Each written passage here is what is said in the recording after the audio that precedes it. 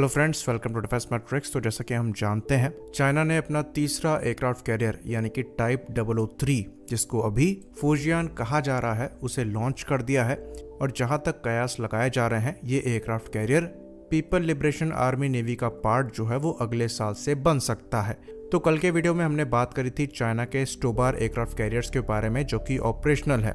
आज बात करेंगे हम टाइप 003 एयरक्राफ्ट कैरियर के एयर विंग की, जिसमें मेनली हम J-15 की बात करेंगे और समझने की कोशिश करेंगे कि क्या ये टाइप 003 के साथ ज़्यादा डेंजरस निकलकर सामने आता है या फिर इसकी जो परफॉर्मेंस है वो बिलो एवरेज ही रहती है।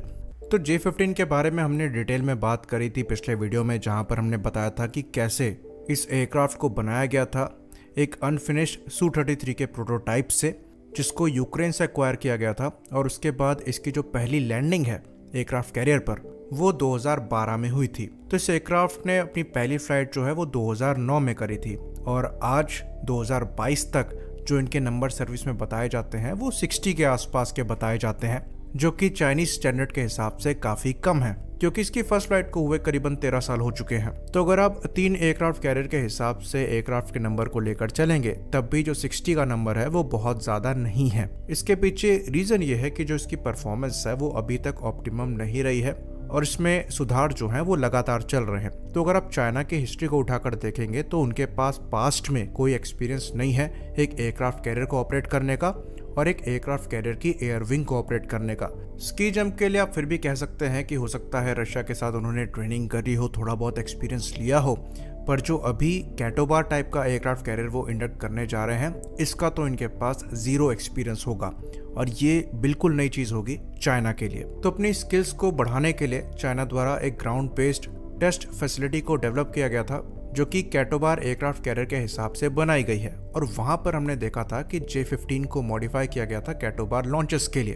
तो ये जो टेस्ट फैसिलिटी है ये वुहान के पास है और इसके बारे में पास्ट में हम बात कर चुके हैं, जहां पर J-35 जैसे एयरक्राफ्ट को भी देखा गया था। तो ये चीज़ हम आपको बता दें कि Su-33 को भी अगर आप लेकर चलें तो उसको भी आज तक स्की जंप लॉन्चेस से ही लॉन्च किया गया है। सिमिलरली J-15 को भी आज तक स्की जंप लॉन्चेस से ही लॉन्च किया गया है। तो ये एयरक्राफ्ट अपने पूरे पोटेंशियल पर कभी भी एयरक्राफ्ट कैरियर से लॉन्च नहीं हुए हैं।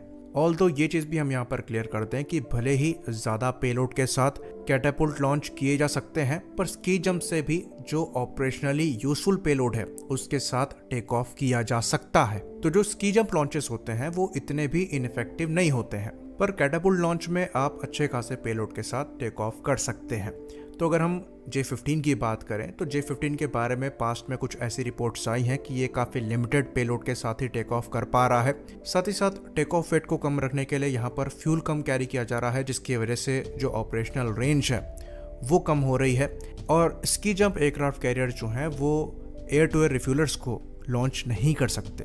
लेकिन कुछ दिनों पहले ही हमने वीडियो देखा है कि चाइना ने J-15 में मॉडिफिकेशन किए हैं और रशियन यूपास 1 पोर्ट को इनके द्वारा यूज किया जा रहा है air to air refuelling operations के लिए। और इन्होंने J-15 से J-15 के बीच में एयर टू एयर रिफ्यूलिंग जो है वो परफॉर्म करी है।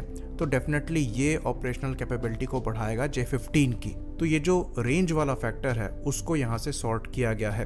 बाकी मैक्सिमम फ्यूल के साथ टेक ऑफ करने की कैपेबिलिटी जो है वो ईमाल्स के साथ मिलनी चाहिए, यानी कि इलेक्ट्रोमैग्नेटिक एयरक्राफ्ट लॉन्च सिस्टम से, जो कि डेवलप किया गया है टाइप 003 एयरक्राफ्ट कैरियर के लिए। तो अगर मैक्सिमम फ्यूल के साथ टेक ऑफ करने की कैपेबिलिटी मिलती है तो सुखोई एक बहुत बड़ा एयरक्राफ्ट है और उसकी इंटरनल फ्यूल कैरिंग कैपेसिटी अच्छी खासी है। कहा यह जाता है कि इसकी मैक्सिमम रेंज जो है वो 3000 किलोमीटर के आसपास की होती है। तो ये किसी भी अमेरिकन या फिर किसी फ्रेंच जेट से ज़्यादा की ऑपरेशनल रेंज देगा, जो कि एक चिंता का मुद्दा हो सकता है। साथ ही साथ कुछ रिपोर्ट्स ये भी आ रही थी कि यहाँ पर चाइना का खुद का WS-10A इंजन जो है वो लगाया जा सकता है, क्योंकि जो AL-31 इंजन सप्लाई किया गया है रशिया द्वारा वो थ्रस्ट तो प्रॉपर जनरेट करता है, पर इसको सी ऑपरेशंस के लिए डिज़ाइन नहीं किया गया है, जहां पर एटमॉस्फेरिक कंडीशन जो है वो डिफरेंट होती हैं। तो चाइना द्वारा ये रिपोर्ट किया गया है कि पास्ट में परेशानी आई है। तो अब नए इंजन से ये कितना बेहतर परफॉर्म करेंगे ये देखने वाली बात होगी, क्योंकि नए इंजन के साथ अभी तक कोई भी J-15 नहीं दिखा है। तो ये एक अंडर प्रोसेस मैटर है। बाकी दूसरा जो इशू इस एयरक्राफ्ट के साथ उठता था वो ये था कि किसी भी एंटी शिप मिसाइल के साथ इस एयरक्राफ्ट को नहीं देखा गया है।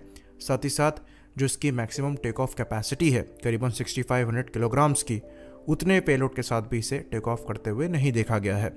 रिसेंटली एंटीशिप मिसाइल को लेकर कुछ फोटोज आए थे जहां पर ये नज़र आया था कि J-15 जो है वो YJ-83 या फिर जो C-802 मिसाइल है उसको कैरी कर रहा था। करीबन 2 ऐसी मिसाइल को कैरी कर रहा था और एक मिसाइल का जो वजन है वो करीबन 800 यानी कि 800 किलोग्राम्स का है। साथ ही साथ उस पेलोड के साथ विंग टिप पर 2 शॉर्ट रेंज की PL-8 मिसाइल्स जो हैं वो भी लगाई हुई थी। तो स्की जंप ट्रायल्स के दौरान ये एयरक्राफ्ट जो है वो इतने पेलोड के साथ टेक ऑफ करने में कैपेबल था।